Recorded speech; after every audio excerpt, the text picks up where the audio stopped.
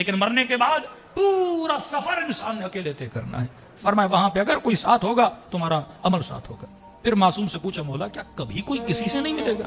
باپ سے نہیں ملے گا، دادا سے نہیں ملے گا، اہل بیت سے نہیں ملے گا، انبیاء سے نہیں ملے گا، صلحاء سے نہیں ملے گا؟ فرمایا نہیں، وہاں پہ بھی میل جول ہے لیکن اللہ کی مرضی سے. اب امام نے مومنین کا میل جول بتایا جو وادی برہوت والے ہیں، اس کا ٹاپک لمبا ہے. فرمایا جو مومنین ہیں ہفتے میں ایک مرتبہ خدا ان کی ملاقات کا بندوبست کرتا ہے. کہ مولا کہاں پہ ان کی ملاقات ہوتی ہے؟ فرمایا ان سب کو خدا وادی السلام میں جمع کرتا ہے. وادی السلام ایک ایسی نگری، ایک ایسی وادی جو سلامتی کی وادی. فرمایا ونس اے ویک. مولا کب جمع ہوتے ہیں؟ صبح کو، دوپہر کو؟ فرمایا نہیں، جب دنیا میں وقت غروب ہوتا ہے تو خدا ان کو وادی السلام میں بلاتا ہے. کب تک رہتے ہیں؟ فرمایا جب تک وقت فجر نہیں ہو جاتا کہ یہاں بلائے جاتے ہیں، اور فجر کا وقت ہوتا ہے پھر یہ واپس عالم برزخ کی طرف بھیجے جاتے ہیں. تبھی ایک شاید راتوں کو قبرستان میں زیادہ دیکھنا مکروہ ہے. اس کی دلیل شاید یہ ہے، ایک شہید کی ماں، جوان بیٹا اس کا دنیا سے گزر گیا، کہتی ہر شب جمعہ میں قبرستان جاتی تھی. وہ 4 گھنٹے، یہاں تک کہ صبح کی اذان ہوتی تھی بیٹے کی قبر پہ بیٹھی رہتی، قرآن پڑھوں، زیارت پڑھوں، حدیث پڑھوں تاکہ میرے بیٹے کو راحت ملے. ماں اس کی روٹین بن گئی. ہفتوں کے ہفتے گزر گئے لیکن یہ شب جمعہ بیٹے کے قبر پہ جاتی، دعائیں پڑھتی. ایک دن اس نے خواب کے عالم میں اپنے بیٹے کو دیکھتی ہے بیٹا میرے حضور بیٹھا ہے. اتنے میں دیکھتی ہوں دوسرے مومنین کی ارواح ہے اور گویا وہ سامان سفر باندھ رہے ہیں، تیاری کر رہے ہیں کہیں پہ جانے کی. تو میں نے بیٹے سے پوچھا میرے لال یہ سب کہاں جا رہے ہیں؟ کہا یہ سارے وادی السلام جا رہے ہیں. ہر شب جمعہ اللہ مومنین کی ارواح کو وادی السلام بلاتا ہے. کہے کیا وادی السلام میں؟ کہ یہ سب علی کی ملاقات کو جا رہے ہیں، یہ سب امیر المؤمنین کی ملاقات کے لیے جا رہے ہیں. یہ بھی سوچیے کہ واقعاً بات نکلی ہے آخرت میں عمل نہیں ہے کہ میں عمل کر کے ایک مقام حاصل کروں، نماز پڑھوں ثواب لوں، روزہ رکھوں ثواب لوں. مرنے کے بعد اعمال بند، لیکن فرماتے مرنے کے بعد علم بند نہیں ہوتا. یعنی جو ادنا سے ادنا ترین درجے میں بھی ہے اسے یہ اجازت ہے کہ وہ علم حاصل کرے. اور یہ علم کہاں سے ملتا ہے؟ محفل محمد اور آل محمد. اب یہ تو نہیں کہ انا مدینۃ العلم وعلی بابہ ہوگا صرف دنیا میں، نہیں، یہ علم کا دروازہ عالم برزخ میں بھی ہے، یہ علم کا دروازہ میدان محشر میں بھی.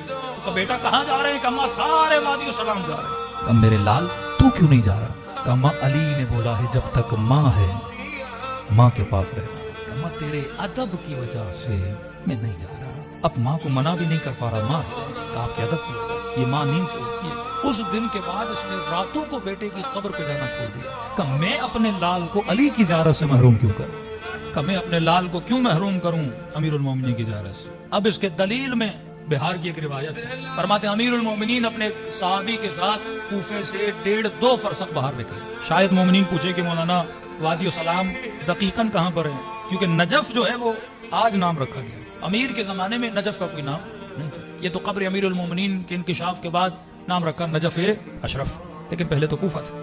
فرماتے ہیں 1.5 فرسخ کوفے سے باہر نکلے تو مولا کا صحابی کہتا ہے تا حد نگاہ قبریں ہی قبریں. اور میں نے کہا مولا یہ کون سا مقام؟ امام نے فرمایا یہ وادی السلام ہے.